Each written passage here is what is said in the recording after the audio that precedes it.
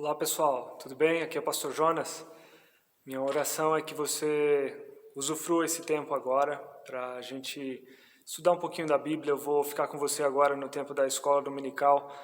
E só lembrando já que na semana que vem a gente já vai reabrir a nossa igreja às 18 horas, no mesmo formato que a gente estava há pouco tempo atrás. Também a gente está organizando aí a classe de novos membros, né? Então, se você tem interesse de se tornar membro da igreja ou se batizar, por favor, conversa comigo, entre em contato que a gente vai poder te ajudar.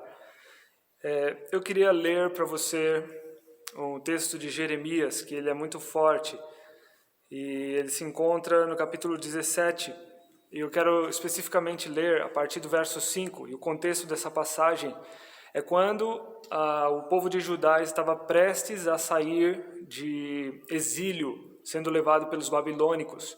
E a razão principal pela qual eles estavam sendo levados é porque eles testaram Deus muitas vezes na história, tendo tempo e dedicando sua força aos ídolos, coisas que Deus odiava, e esse pecado principal trazia muitos outros atrelados a ele, como adultério, roubos, violência e coisas desse tipo espalhados por todo o país. Então, no verso 5 diz assim: assim diz o Senhor, maldito o homem que confia no homem.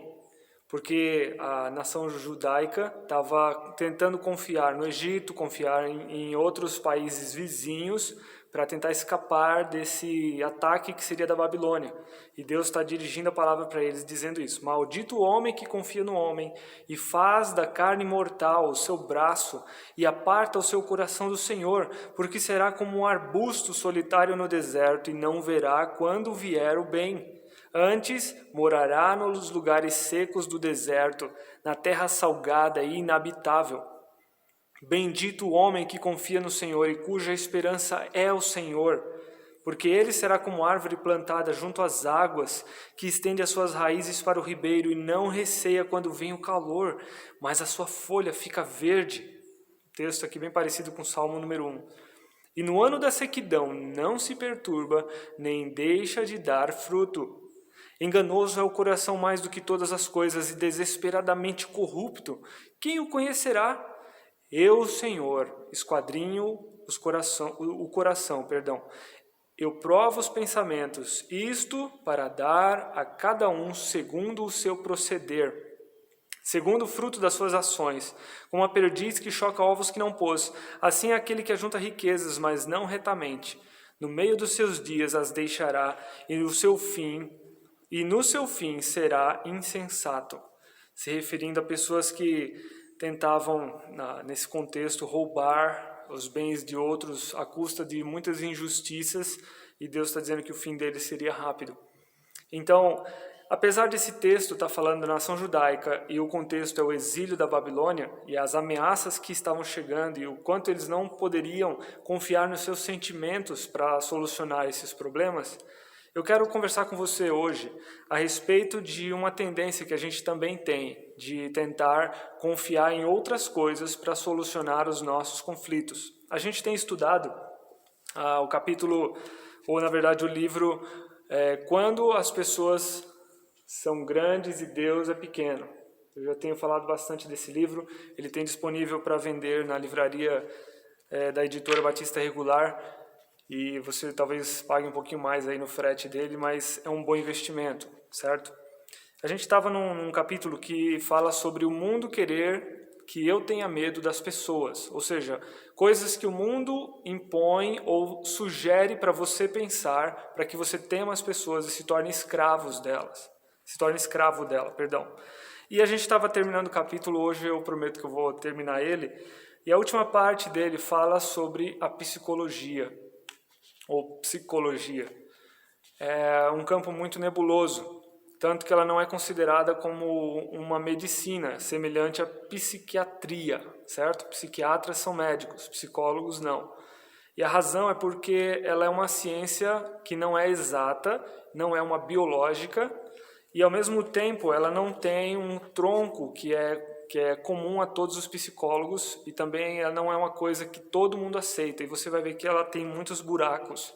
Antes que a gente entre nessa conversa, Eu quero dizer para você que eu não acho que o trabalho da psicologia é inútil. Na verdade, eu creio que existam linhas, apesar de poucas, que elas são boas para te ajudar a organizar a sua cabeça. Então, se você está confuso, às vezes conversar com um psicólogo ajudaria para você colocar os pensamentos no lugar, mas nunca, de forma alguma, eu creio que a psicologia poderia solucionar os problemas da sua alma. Isso é impossível e você vai descobrir por quê.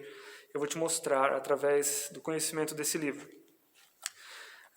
Especialmente a psicologia americana, ela tem se tornado um bastião no que diz respeito a todas as proposições modernas, ou seja, as afirmativas, as afirmações que o mundo moderno tenta impor para você receber e você começar a achar coisas sobre si mesmos, ou sobre si mesmo, perdão, que vão fazer você muitas vezes ter uma disposição mental invertida com respeito à verdade, especialmente sobre a verdade de Deus. 2 exemplos disso é que todas as linhas de psicologia partem do princípio que as pessoas são boas.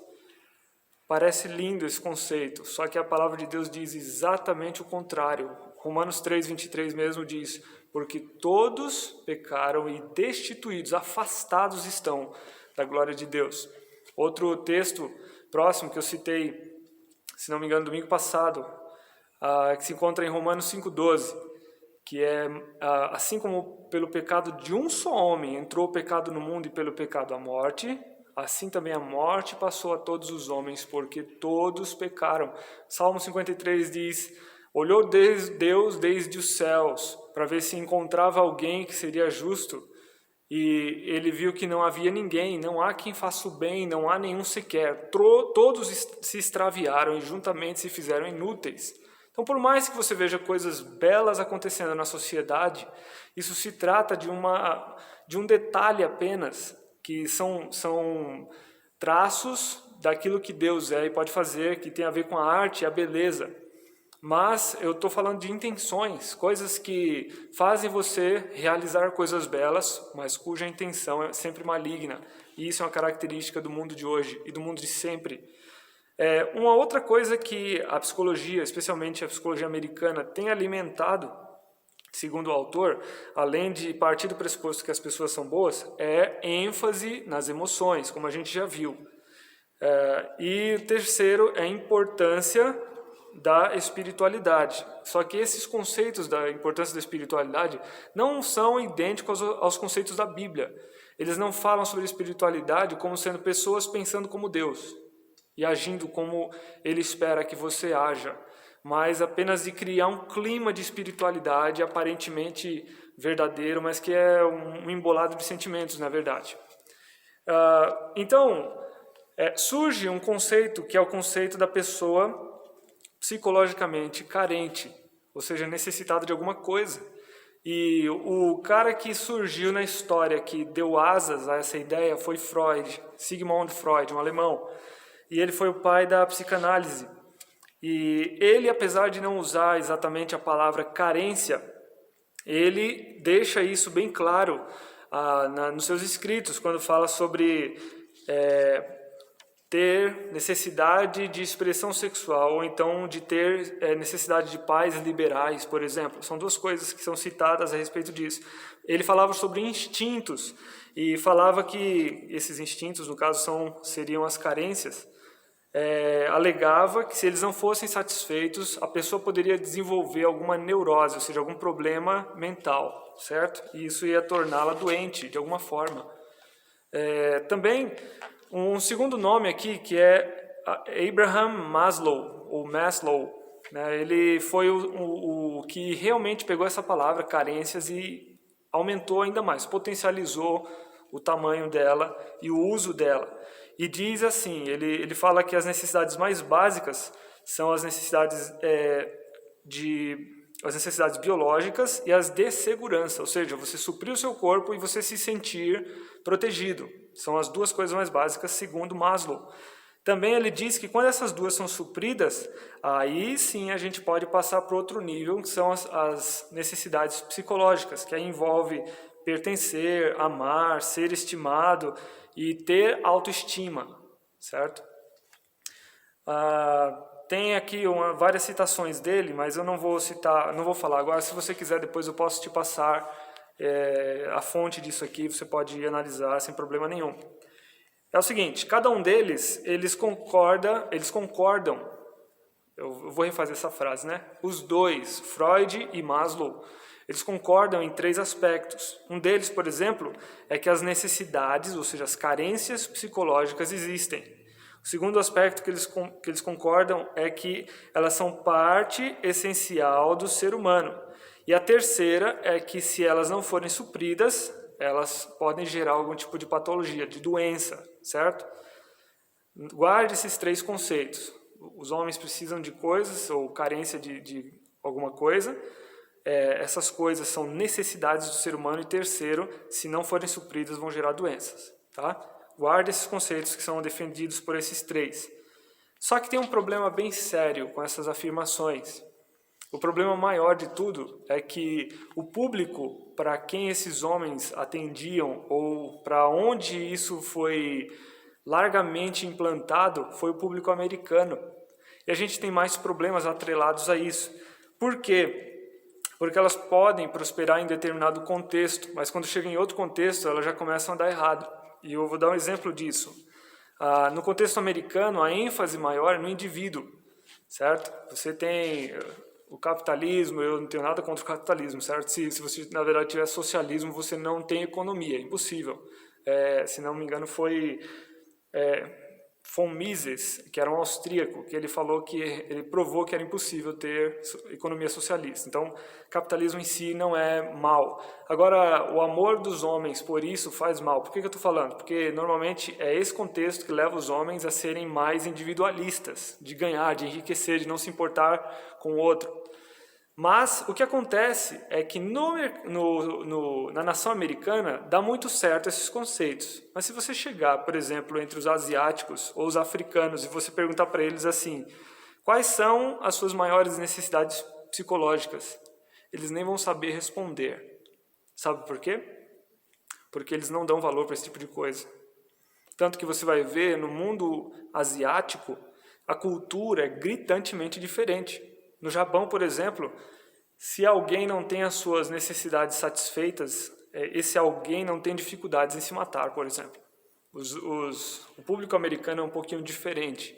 Ele tende, muitas vezes, a ficar dando sinais disso. Claro que tem aqueles que tiram a própria vida, mas eu me refiro a, mentalmente, na cultura, existem discrepâncias enormes entre a Ásia e a África e os Estados Unidos. Então, eu já não posso transformar essas crenças desses dois, Maslow e Freud, como sendo verdades absolutas. Eu tenho um problema bem grande aqui. Como é que eu vou alimentar a minha alma com algo que não tem raízes profundas de verdade? Eu tenho apenas algo que é aplicável a um ou outro grupo, certo? Então, isso começa a crescer tanto que começa a avançar no conceito das pessoas em relação a Deus. Então, alguns, por exemplo, entendem que qualquer coisa que você sentir, olha aqui as emoções entrando, qualquer coisa que você sentir com mais força é uma necessidade que foi concedida por Deus. Preste atenção em quão perigosa é essa frase. Eu tenho uma necessidade concedida, dada por Deus. Então, se a minha necessidade é comer, Deus deu essa necessidade para mim e ai de quem passar na frente para me impedir de fazer isso. Então eu vou alimentar isso. Eu preciso ser suprido. Essa mentalidade do público americano. E negar isso vai ser negar algo que é da semelhança de Deus. Agora eu vou perguntar para vocês uma coisa. Será que isso tem permeado a igreja hoje? Será que esse tipo de mentalidade está atingindo os púlpitos das nossas igrejas? Por que o púlpito? Porque é dali que sai o ensino. Se você atingir as universidades brasileiras, você vai ter daqui a 20 anos profissionais com tudo que você quiser ensinar. E, na verdade, Deus abençoe que nossas universidades sejam permeadas com pessoas conservadoras daqui para frente, que vão ensinar liberdade de empreendedorismo, diminuição do Estado, apoio à família, liberdade de várias formas, certo? Isso é defendido pelo conservadorismo. Liberdade para ter armas e defender sua família. Mas Essas teorias falam que se você negar essas necessidades, você vai estar negando algo que é da semelhança de Deus. Então, a gente vai criar pessoas que acham que têm direitos. Olha aqui outra coisa que pega a gente, né? Você achar que tem direito. Eu também tenho direito de me divertir. Quem falou que você tem direito de se divertir? Eu também tenho direito de ter a luz ao sol. As pessoas usam essa frase para dizer assim, eu também tenho direito de enriquecer, como todo mundo está enriquecendo, mesmo que seja ilicitamente, certo? Se estão me roubando lá em cima, não vou pagar imposto, e daí eu faço a minha parte, eles fazem a dele, está tudo bem. Pessoas que se auto-justificam por alguma carência ou necessidade que creem que têm.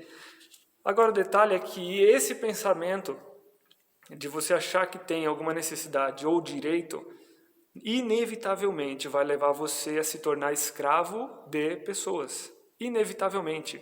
Porque se a sua carência é amar, você vai depender de uma pessoa para te amar. Se não tiver ninguém, você vai se sentir completamente vazio. A gente vai chegar nesse conceito. Então,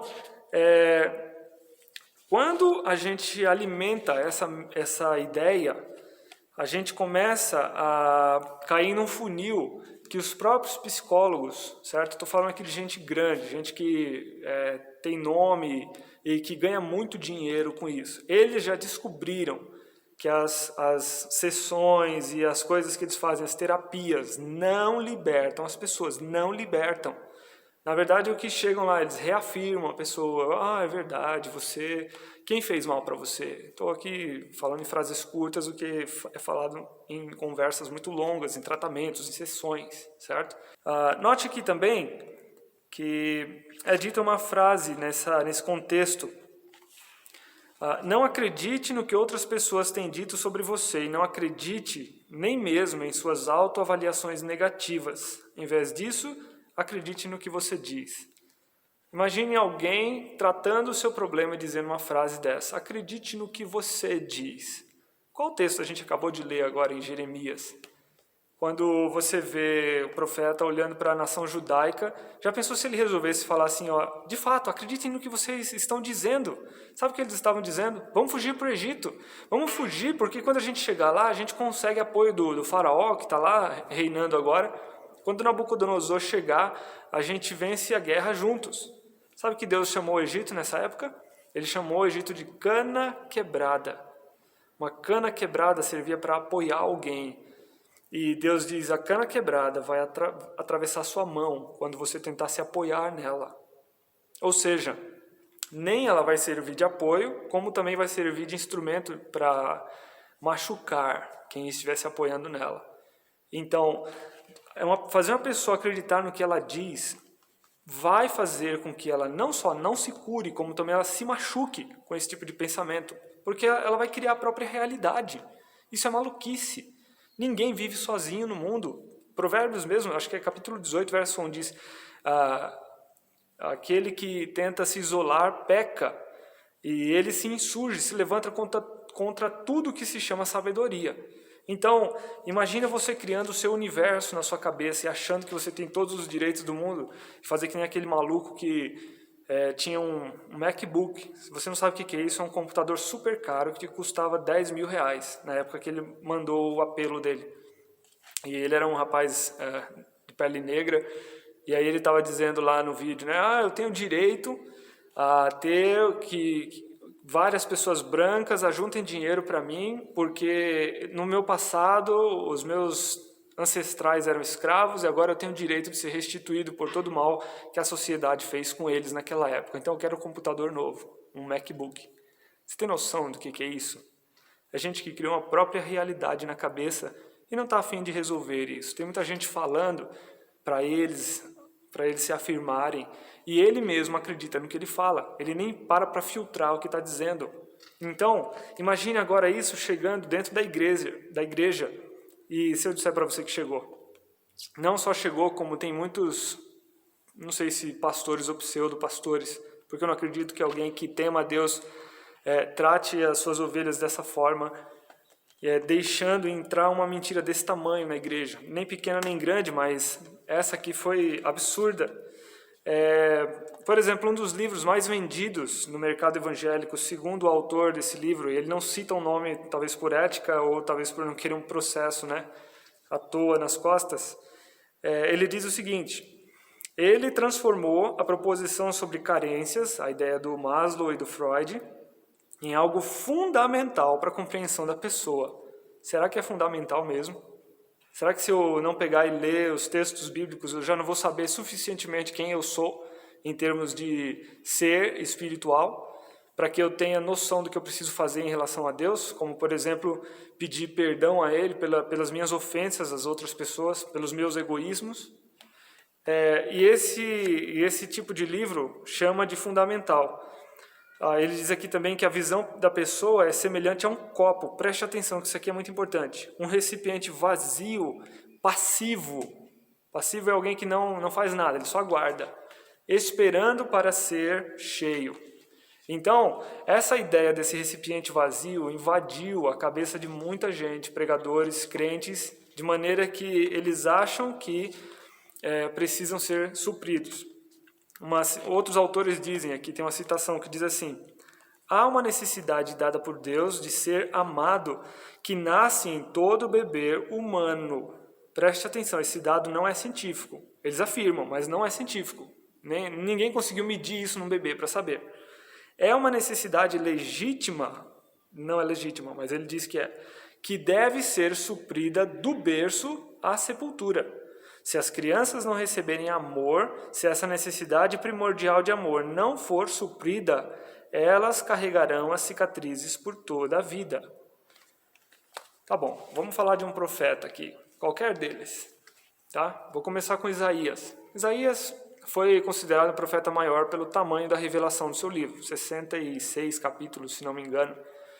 Sabe como é que os judeus afirmam que ele foi morto? Ele foi cerrado ao meio, porque tentou se esconder dentro de um tronco, e um rei de Judá, do seu povo, ficou tão revoltado com a profecia que ele fez, que ele mandou caçar Isaías. Isaías foi cerrado ao meio. Você acha isso um tipo de morte pacífica? Você acha isso um ministério brilhante? Ou alguém que foi aprovado por Deus? Você acha que Isaías não deveria ser surprido nos seus perigos? Ele estava servindo Deus, poxa. Por que Deus não supriu as carências dele? Agora vamos falar de Jeremias. Jeremias passou um bom tempo preso, comendo pão e água. E, no entanto, você não vai ver Jeremias esperando ser suprido. No entanto, ainda, ele se encontrou em tristeza tão profunda que ele escreveu outro livro só para expressar essa tristeza. E no final do livro ele expressa esperança. Agora vamos lembrar de outro ainda, um que você quase não ouve falar, chamado Micaías, que viveu no tempo do rei Josafá e do rei Acabe, e que Acabe o odiava tanto que toda vez que Micaías profetizava, ele mandava ele de volta para o cárcere. Será que eles também não tinham necessidades, não precisavam ser supridos? Cadê? Quem supriu a necessidade deles? Agora eu vou te perguntar, Deus estava longe deles? De maneira alguma. Vamos parar no Senhor Jesus agora, o Senhor Jesus na cruz lá. O que diz Isaías 53 a respeito dele? No momento que está imolando o seu cordeiro, Deus mata Jesus naquele lugar, e Isaías profetizou muito tempo antes, dizendo: todavia ao Senhor agradou moê-lo. Deus se agradou de moer o Senhor Jesus. Cadê as necessidades e carências do Senhor Jesus nesse momento? Então, essa proposição é no mínimo falsa. E se ela entrar na igreja, ela não vai fazer um estrago, ela vai destruir a igreja. A gente não pode deixar isso acontecer. Se você tem a mentalidade que é alguém que precisa ser suprido pelos outros, ou que você tem direitos e necessidades, você já vai se machucar toda hora, você não vai se levantar. E o pior de tudo, você não vai produzir frutos dentro da igreja, que é necessário. Se uma igreja não produz frutos, ela morre. Tem histórias sem fim de igrejas que morreram na história, porque achavam que os crentes iam chegar e bater na porta. Por favor, nos deixem entrar, os incrédulos, perdão. Nos deixem entrar, nós queremos ser salvos. Eles achavam isso.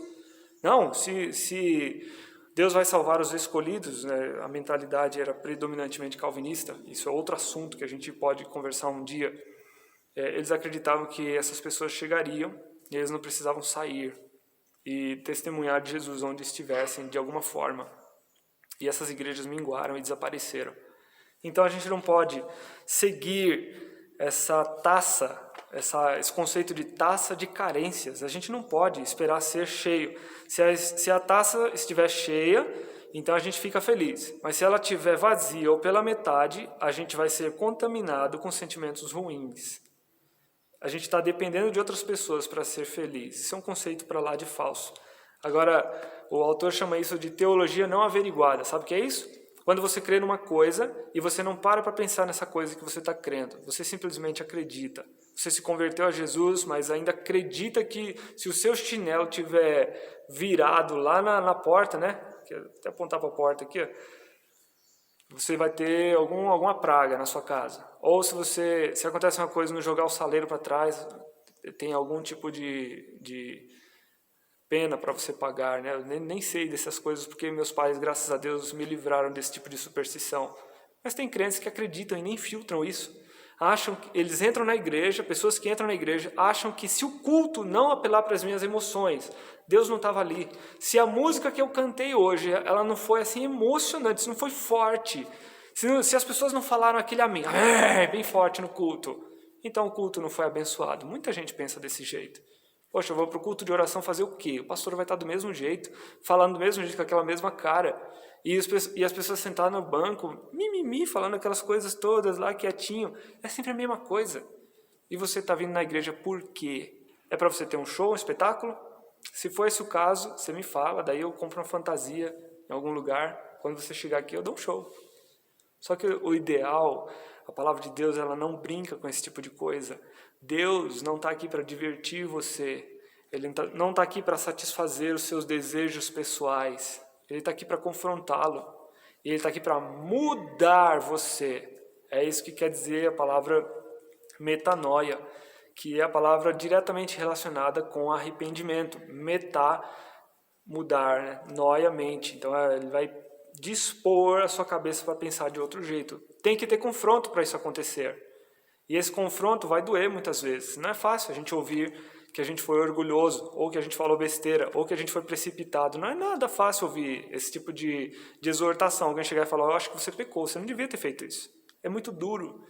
Mas não, a gente está aqui para ser moldado por Deus. Não é isso? A gente assumir uma forma mental da mente de Cristo. Então, criar uma teologia falsa, não averiguada, e achar todos esses conceitos que eu estou falando para você, vão criar um problema muito grande para você mesmo, para as pessoas ao seu redor e, em último caso, para a sua igreja. Então é o seguinte, a gente até vai tratar de soluções para consertar isso mais para frente, no outro capítulo, numa outra oportunidade, mas a gente precisa ter uma noção de que essas teorias estão permeando as pregações bíblicas em muitos lugares e estão criando conceitos mundanos do que crentes devem saber sobre o seu Deus e sobre a sua vida. Então, ao invés de a gente pensar dessa forma, a gente precisa mudar. E é interessante que até o autor chama atenção para aquela frase que a gente sempre fala sobre Jesus suprir todas as nossas necessidades, certo? E isso não é uma mentira, a Bíblia fala disso, vai suprir. O problema é que você pode estar achando que tem certas necessidades que não são as necessidades que o Senhor Jesus tem, as que Ele pensa sobre você. Na verdade, Ele cita necessidades de um jeito muito simples. Por exemplo, Ele fala, tendo o que comer e com o que vestir, com isso estejamos contentes. O Senhor Jesus não fala de casa, não fala de posses, não fala de alegria, cercado de pessoas, nem nada. Ele diz, se você tiver só como se vestir e com a barriga cheia, ele não cita nem o sono, para você ter ideia, né? Com isso, esteja contente. Se você for privado do resto, tenha na cabeça que Deus está cuidando de você, mas que o dia de amanhã Ele pode preparar outra coisa muito melhor. O que vier de bênçãos é lucro. Se você tiver essa cabeça, você vai viver muito bem com muito pouco, certo? Agora deixa eu só te falar rapidinho sobre o que esses conceitos de achar que você tem necessidades e que isso é algo que tem que acontecer, senão você fica doente. Esse conceito gerou uma revolução, e essa revolução causou um efeito tão devastador, na cultura americana, que os próprios repórteres incrédulos, certo? Fora dos meios cristãos, eles começaram a denunciar isso de alguma forma. Não toda a mídia, mas alguns começaram a perceber isso. Então, por exemplo, alguém na imprensa lá comunicou que a teoria, ou criticou a teoria das carências como sendo uma justificativa teórica para o egoísmo desenfreado e a vitimização crônica. Dois efeitos graves desse tipo de pensamento. Você se achar que você é a única pessoa do universo e achar que você é uma vítima e que tudo o que acontece de ruim é porque você é uma vítima. E aí esses repórteres começaram a ver também que nunca as pessoas recebiam culpa, nunca achavam que a culpa era delas, elas não tinham ninguém para dizer isso.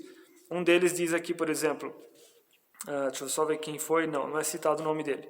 Não vai demorar muito na proposição, ou não vai demorar muito na proporção em que vamos, antes que uma sentença obrigatória para um crime de violência seja um abraço e um bom choro.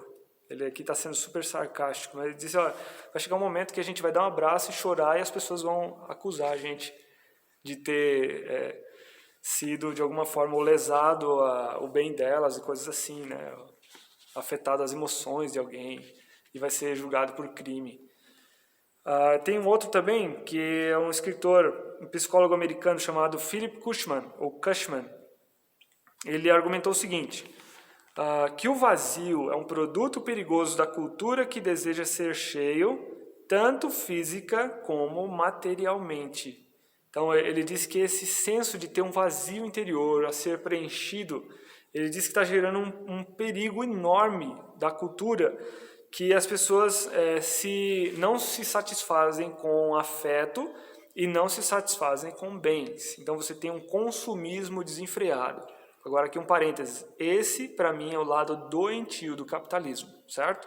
O capitalismo não é um sistema perfeito, ele é uma coisa que os homens usam para o mal, o próprio Deus fala que o amor ao dinheiro é a raiz de todos os males, por todos os que se embrenharam por esse caminho eles se perderam, certo? Então fecha parênteses, o consumismo leva sim a esse tipo de atitude que tem raiz em você achar que merece tudo.